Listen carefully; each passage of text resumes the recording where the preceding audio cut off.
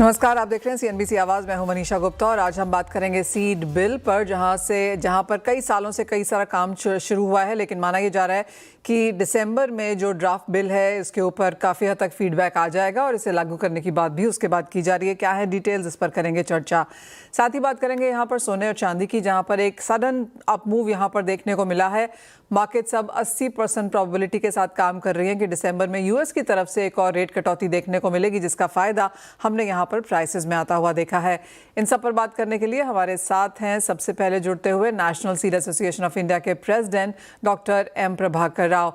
Mister Rao, बहुत शुक्रिया साथ जुड़ने के लिए। और एक बहुत ही बेहतरीन और सक्सेसफुल सीड कॉन्क्लेव आपने यहाँ पर पूरा किया है मुंबई में। काफ़ी सारी स्टेटमेंट्स, एमओयूज और बातचीत यहाँ पर निकल के आई है। क्या कुछ हम एक्सपेक्ट कर सकते हैं सीड बिल को लेकर, क्योंकि वो टॉप ऑफ द एजेंडा है, सारी कॉन्वर्सेशंस में है, कई साल से लगातार इसके ऊपर काफ़ी सारी बात हुई है। जो लेटेस्ट सीड का जो बिल है, किस तरह से आप उसे देखते हैं, एग्जीक्यूशन के तौर पर क्या नज़र आता है? थैंक यू मनीषा जी, नमस्कार।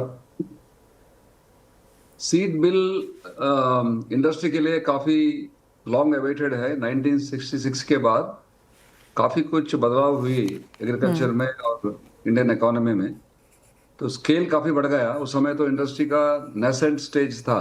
1966 का पहले तो industry was practically non existent.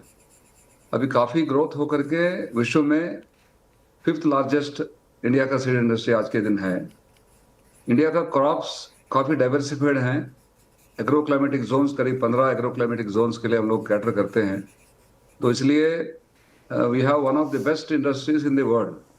So the regulation of the seed industry can be better with a new legislation. जो नया अभी कानून बनने जा रहा है, इससे रेगुलेशन काफ़ी अच्छा होगी। किसान को और अच्छा मतलब बीज मिलेगा, अच्छा क्वालिटी का मिलेगा, और इंडस्ट्री के लिए ईज ऑफ बिजनेस डूइंग भी हो जाना चाहिए। ये हम लोगों का एक्सपेक्टेशन है।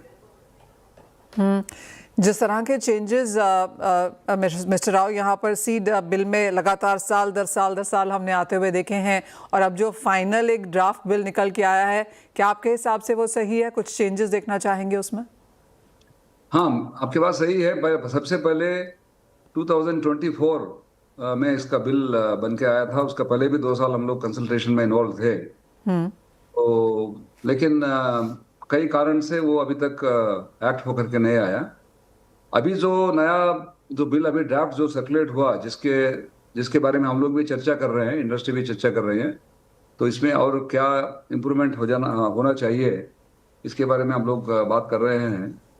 तो इसमें सबसे इम्पोर्टेंट क्या है कि 1983 जो सीड कंट्रोल ऑर्डर था, उसको भी रिप्लेस करके एक ही कानून में लाइसेंसिंग और वैरायटी रजिस्ट्रेशन, ये सारा पॉइंट्स एक ही कानून में अभी लाने जा रहे हैं। तो this is a very welcome step, क्योंकि इससे सीड बनाने वाले सीड कंपनियों को ऑपरेशंस में और सुविधा होगी। एट द सेम टाइम किसान को भी फार्मर्स राइट्स जो डिफाइन किया गया, इसमें काफ़ी एलॉबरेटली डिफाइन किया गया, जिसका वजह से किसान को भी इसमें राइट्स के बारे में बेनिफिट होगा। साथ साथ में फार्मर्स के लिए रिड्रेसल ऑफ ग्रीवेंसेस, उसका भी एक प्रोविजंस इसमें एलॉबरेटली हैं। ऑलरेडी जब से कंज्यूमर प्रोटेक्शन एक्ट के अंडर सीड्स को भी कवर किया गया, तब से किसान को डिस्ट्रिक्ट कंज्यूमर फोरम और स्टेट कंज्यूमर फोरम, इनके माध्यम से जो भी ग्रीवेंसेस है उसका रिड्रेसल हो रहा है। इस एक्ट में भी कुछ प्रोविजंस हैं जिससे किसान का इंटरेस्ट को प्रोटेक्ट किया जाएगा। So therefore, this is like a well-balanced act between covering the farmers' interest and also at the same time giving some relief to the industry in terms of the ease of doing business. Doctor Rao, एक final सवाल। जैसे आपने कहा 5th largest industry है seed industry India के हिसाब से, India को अगर उस इन सेंस में वहाँ पर देखा जाए, तो एज ऑफ नाउ ओवरऑल कितनी बड़ी इंडस्ट्री है इन सेंस ऑफ वैल्यू ये? और जहाँ तक इंडिया का इंडिजिनस यहाँ पर सीड्स है प्लस इम्पोर्ट ऑफ सीड्स है, किस तरह से दोनों ही मार्केट के नंबर स्टैंड अप करते हैं? इंडियन सीड इंडस्ट्री काफ़ी डाइवर्सिफाइड है। अपने यहाँ कई सारा देशी कंपनी भी है और विदेशी कंपनी भी है, क्योंकि हम पॉलिसी 2002 के द्वारा ओपन किया गया था अपना सेक्टर को। जी। तो इसलिए अपने पास अमेरिकन कंपनीज भी है, जापानीज भी है और यूरोपियन कंपनीज भी है और एशियन का भी कंपनीज है, थाईलैंड, चाइना वगैरह से भी कंपनीज अपने पास है। तो वेरी डाइवर्सिफाइड, शायद इतना डाइवर्सिफाइड इंडस्ट्री आपको कहीं नहीं मिलेगा कोई भी देश में। तो this is one unique achievement about the Indian industry and all this competition is leading to a very healthy situation जहां पर किसान को जैसा किस्म चाहिए वैसा मिलने का भी संभावना है। This is the positive thing, and the estimated revenues of the business are somewhere around 35,000 crores. That is the estimated revenues of the seed industry. And by 2030, we are expecting this to go to almost 45,000 crores. The economy is slated to become 7 trillion economy by 2030. So that will this makes the role of the industry even more important. Agriculture में जो नया जो trends अभी हो रहा है, जैसा climate change का जो प्रॉब्लम्स है, तो इन सबको फेस करने के लिए किसान को नए नए तरफ का वैरायटीज का जरूरत पड़ेगा and industry is now well capable of meeting all this requirements. We also expect industry to start catering to the requirements of the outside world also. Exports भी काफी होने का इंडिया से संभावना है।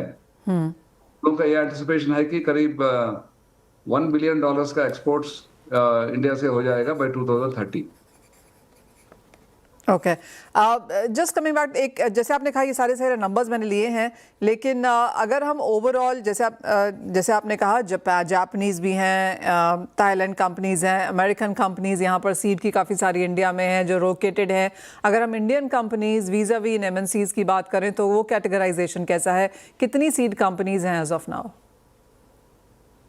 इंडिया में काफी डाइवर्सिफाइड सिचुएशन है, तो कंपनीज का नंबर आप देखेंगे तो आज के दिन लाइसेंसिंग जो अब चालू सिस्टम जो है उसमें डिफरेंशिएशन नहीं है कितना कंपनी लाइसेंस में और डीलर लाइसेंस में। तो रिटेल में सीड बेचने वाला का लाइसेंस और सीड कंपनी का लाइसेंस एक जैसा ही है।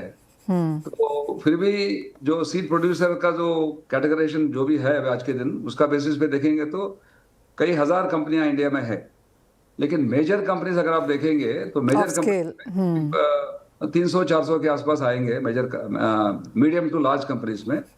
लार्ज कंपनीज अगर आप देखेंगे तो करीब 50 के आसपास रहेंगे।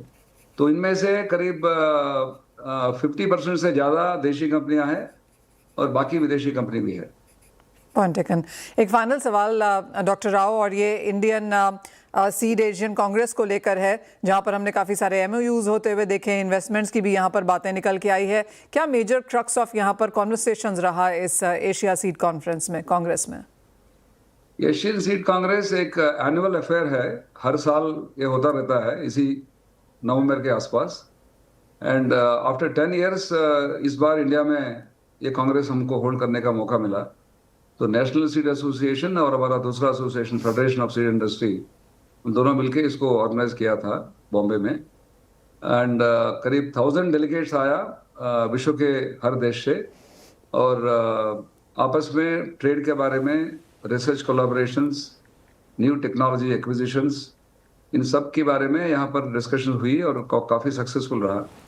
तो next year this Congress is happening in Turkey.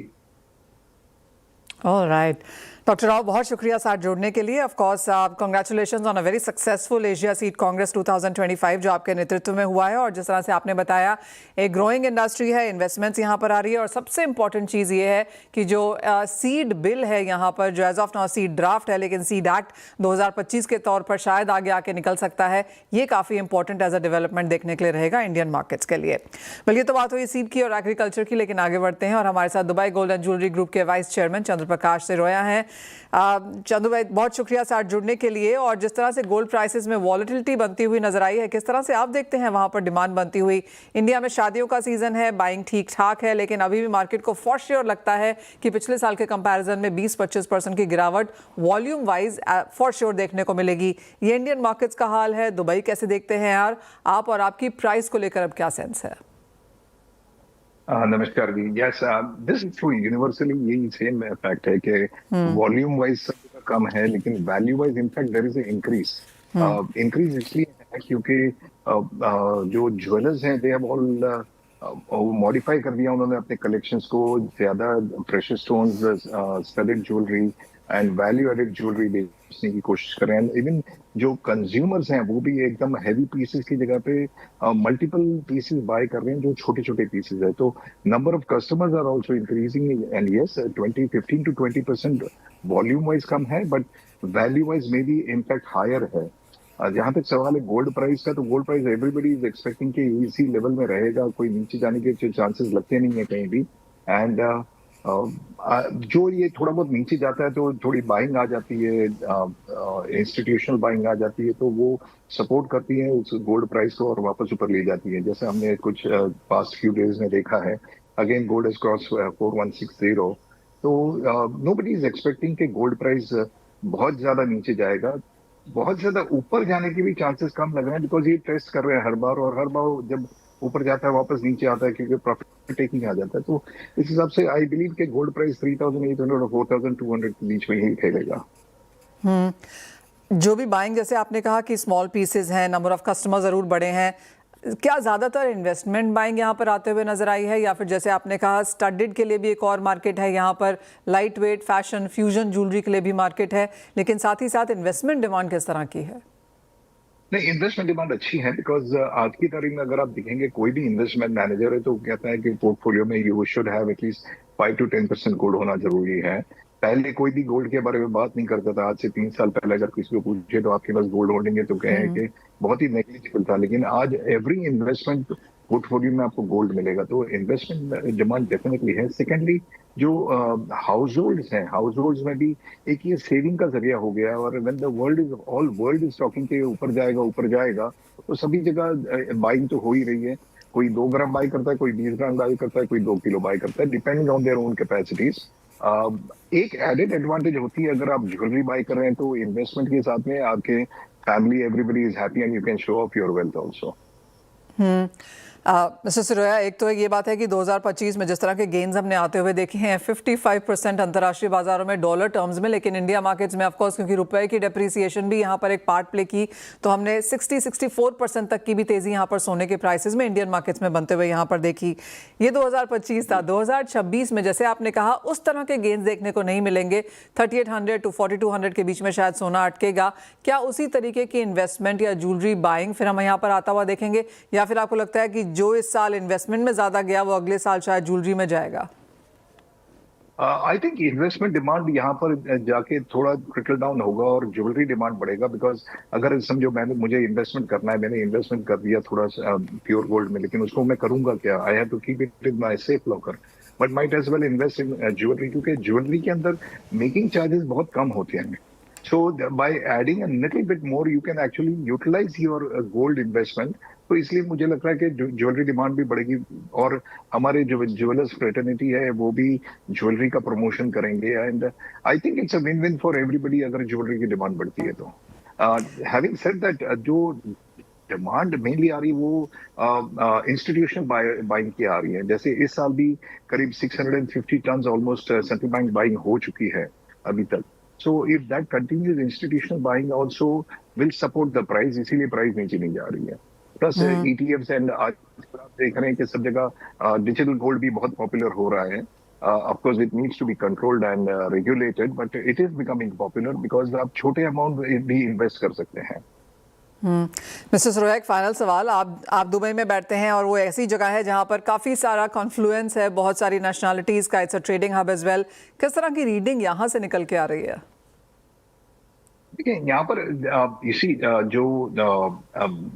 If I talk of the wholesale business, Dubai has become the world's jewellery destination, and दुनिया भर के जो रिटेलर्स होते हैं वो यहाँ पर आते हैं अपनी ज्वेलरी को सोर्स करने के लिए। तो दुबई का और जो मिडल ईस्ट का मार्केट है that is a growing market, और ये ग्रो करता रहेगा। जहाँ तक सवाल है यहाँ के रिटेल कस्टमर्स की बाइंग का, तो वो भी यहाँ का एक यूनिक है कि जो हम गोल्ड प्राइस यहाँ पर देते हैं वो इंटरनेशनल गोल्ड प्राइस होती है, प्लस लेबर चार्जेस के अंदर भी यहाँ के ज्वेलर्स ने अडॉप्ट कर दिया अपने आप को कि low margin and high turnover, तो उसके हिसाब से आपको प्राइसिंग भी हाई मिलती है, प्राइसिंग भी लो मिलती है। तो उस हिसाब से यहाँ पर डिमांड बहुत अच्छी रहती है। Every tourist who comes here, उनकी कंट्री में अगर कोई इंपोर्ट ड्यूटीज वगैरह है तो जब वो छोटा मोटा अगर लेके जाते हैं तो उनको इंपोर्ट ड्यूटी की सेविंग भी हो जाती है। तो उस हिसाब से it's a good market to buy jewellery from. Oh well absolutely mister Saroya as always बहुत शुक्रिया साथ जुड़ने के लिए, सोने पर अपना व्यू देने के लिए, प्राइसेस पर भी और किस तरह की डिमांड फिलहाल निकल के आ रही है उस पर भी रोशनी डालने के लिए।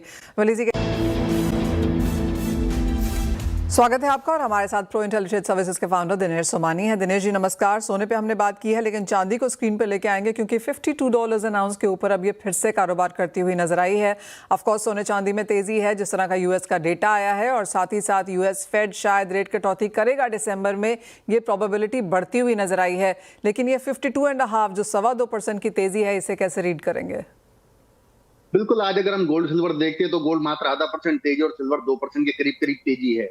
और जो मुख्य कारण आपने जैसा बताया कि जो प्रोबेबिलिटी है ये गोल्ड और सिल्वर के प्राइसेस से ज्यादा वोलेटाइल हो चुकी है। कभी एक बार ये 90% थी और नीचे में घट के 36% हो गई, ये दोबारा 85% के आसपास आ गई। मतलब 50% का जो मूव हो रहा है ये प्रोबेबिलिटी में ज्यादा हो रहा है और गोल्ड सिल्वर में कम हो रहा है।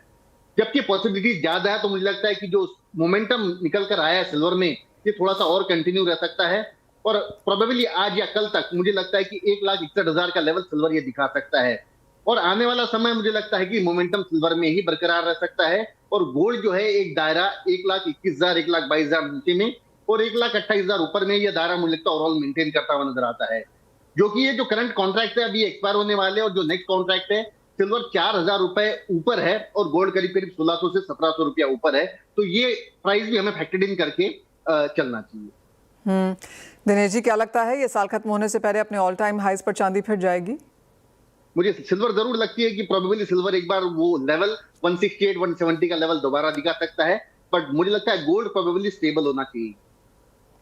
दिनेश जी मेटल्स कैसे देखेंगे आप, क्योंकि एक उठापटक हमने यहाँ पर मेटल्स में भी बनते हुए देखी है। अपने हाई से कुछ मुनाफा वसूली थी, उसके बाद कॉपर जिंक एल्यूमिनियम में फिर से हल्की सी बढ़त आई है। अगेन ये भी सबके सब यूएस फेड को देख रहे हैं। बिल्कुल, ये कॉपर प्रोबेबली मतलब मोस्ट ये मुझे लगता है जब भी एक्सपायरी आती है कि बड़ा मूव देता है और एक्सपायरी के आने वाले 4 से 5 दिन में मुझे दिखती है। तो आई थिंक जो नेक्स्ट कॉन्ट्रैक्ट है दिसंबर कॉन्ट्रैक्ट ये 1026 ये बहुत बड़ा ब्रेकआउट लेवल है। आई थिंक प्रोबेबली आज इवनिंग सेशन में ये ब्रेकआउट हमें मिलना चाहिए। अगर हम कॉमेक कॉपर एलएमई की बात करते तो 11,200 का इसका ऑल टाइम हाई है। मुझे लगता है शायद वो भी हाई इस हफ्ते ब्रीच होगा और कॉपर हमें 1,055 के लेवल नेक्स्ट वीक में देखने मिल सकते हैं। करंट लेवल 1,020 1,021 के आसपास खरीदारी करे, 1,010 का इसमें स्ट्रिक्टली स्टॉप लॉस मेंटेन करे, 1,055 के टारगेट कॉपर में हमें देखने मिल सकते हैं। दिनेश जी जिंक कैसे देखेंगे, क्योंकि यहाँ पर आउट परफॉर्मेंस है? जिंक तो बायर के लिए बहुत ही फायदेमंद है। जो करंट कॉन्ट्रैक्ट है वो 308 का है और जो नेक्स्ट कॉन्ट्रैक्ट है वो 299 का है। मतलब 10 रुपए का तो बायर को सीधा सीधा मुनाफा है, तो निश्चित तौर से एक बाय बनता है। 296 इसमें स्टॉप लॉस मेंटेन करे, 308 310 ये दोबारा नेक्स्ट मंथ में दिखा सकता है। दिनेश जी आपको जाने दें उससे पहले एग्री में कुछ करने की राय देंगे? बिल्कुल, धनिया एक काउंटर है जो काफी ज्यादा आज तो बहुत ज्यादा स्ट्रॉन्ग है। एक महीने का अगर मैं बात करूं तो 25% की तेजी आई और पिछले 10 दिनों में इसमें 16% की तेजी आई है। आई थिंक 9400 एक डिप जरूर ले सकता है क्योंकि एक बड़ा मोमेंटम इसमें आया है। 9400 के आसपास कहीं पर भी धनिया मिलता है तो जो दिसंबर कॉन्ट्रैक्ट है दोबारा निवेशकों के लिए एक अच्छा अवसर दे सकता है। 10,200 और 10,800 के टारगेट दिसंबर कॉन्ट्रैक्ट में देखने मिल सकते हैं। ऑलराइट, तो सभी बाय कॉल्स यहाँ पर दिनेश जी की तरफ से आती हुई। बहुत शुक्रिया दिनेश जी एज ऑलवेज आज जुड़ने के लिए और वो स्ट्रैटेजीज भी शेयर करने के लिए। इसी के साथ एक ब्रेक का समय है, लेके आएंगे ब्रेक के बाद आवाज समाचार।